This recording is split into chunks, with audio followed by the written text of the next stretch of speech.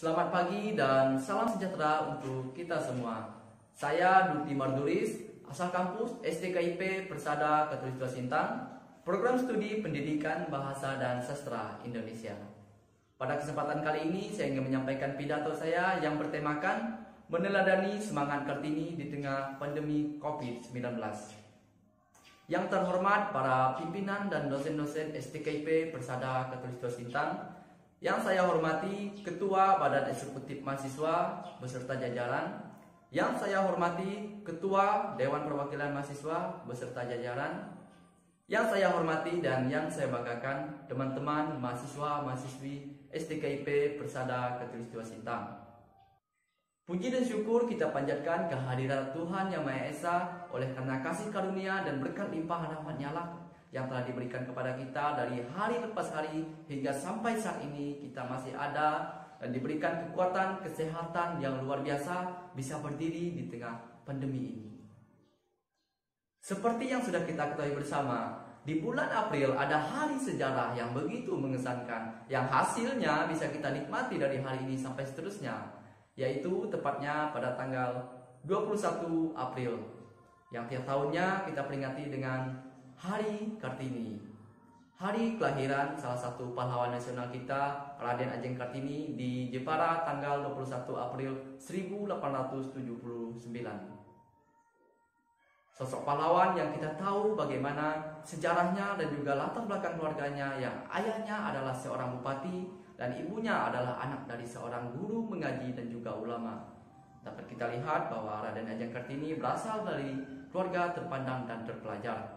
Namun ketika kita melihat sejarahnya, ternyata keluarga Kartini pun masih kuat menganut adat istiadat dan budaya yang ada di kalangan mereka pada masa itu. Seperti perempuan di dalam keluarga dan kehidupannya, yang pada masa itu para perempuan-perempuan belum mengenal yang namanya emansipasi, tidak diberi hak kebebasan, tidak punya hak untuk maju, tidak bisa bersekolah, apalagi menjadi pemimpin-pemimpin seperti sekarang ini yang kita lihat. Mereka para perempuan-perempuan pada masa itu hanya berdiam di rumah saja, mengurusin anak, suami, bagian dapur, tempat tidur, dan lain sebagainya yang hanya di rumah saja. Sangat sedih jika kita bayangkan kalau peristiwa tersebut masih ada di kalangan kita pada masa ini. Tentunya untuk para perempuan-perempuan Indonesia yang mungkin mendengarkan saya pada saat ini, jika saya tanya mau tidak dikekang atau tidak diberikan hak kebebasan seperti pada zaman Raden Ajeng Kartini, pastinya kita semua menjawab tidak. Raden Ajeng Kartini berhasil memperjuangkan kaumnya di dalam meminta kebebasan dan juga bisa melanjutkan pendidikan, bisa bersekolah, menuntut ilmu, dan melakukan peran-peran sosial yang luas. Pertanyaannya untuk kita pada saat ini, sudahkah di dalam diri kita memiliki semangat juang yang gigih seperti Raden Ajeng Kartini? Sudahkah kita memiliki sebuah hasil perjuangan yang tak panah? Atau selama ini kita belum ada satupun sebuah perjuangan ataupun hasil karya yang itu berguna untuk diri kita dan juga orang lain? Renungkanlah, apa karyamu? Apa perjuanganmu yang telah berhasil selama ini? Untuk kita yang berjuang, tetaplah bersemangat. Sekarang adalah masa pandemi, munculnya new normal atau kebiasaan baru, di mana kita harus beradaptasi dengan protokol-protokol kesehatan. Harus beginilah, harus begitulah. Mungkin secara manusiawi kita merasa cukup terkekang dengan aturan-aturan yang dibuat oleh para pemerintah. Namun kita jangan menyalahkan mereka, karena semuanya ini adalah untuk kita, demi kebaikan kita bersama. Dan kita harus taat peraturan. Kembali lagi saya ingin bertanya kepada kita semua, khusus untuk para pelajar-pelajar Indonesia, siswa ataupun mahasiswa, untuk kita semuanya, masihkah di tengah pandemi ini kita memiliki semangat untuk belajar, di mana pembelajaran kita menjadi kurang efektif, di luar juga ekonomi menurun, kesehatan terganggu dan terancam? Masih nggak kita memiliki semangat untuk belajar? Buat para teman-teman terpelajar, jangan sampai semangatmu kendor, teruslah buat seperti api yang selalu menyala-nyala. Sekarang di masa pandemi ini, di masa milenial ini, kita semuanya menggunakan alat-alat teknologi. Saya percaya kita semua pasti punya handphone. Gunakanlah dengan bijak. Kita bisa mengikuti di sosial media, banyak event-event lomba yang diadakan. Manfaatkanlah waktu yang ada untuk kita berkarya. Buatlah hal-hal baru, hal-hal baik yang bermanfaat. Jangan sampai kita bermalas-malasan. Saya ingin mengutip perkataan Raden Ajeng Kartini yang begitu membuat saya semangat.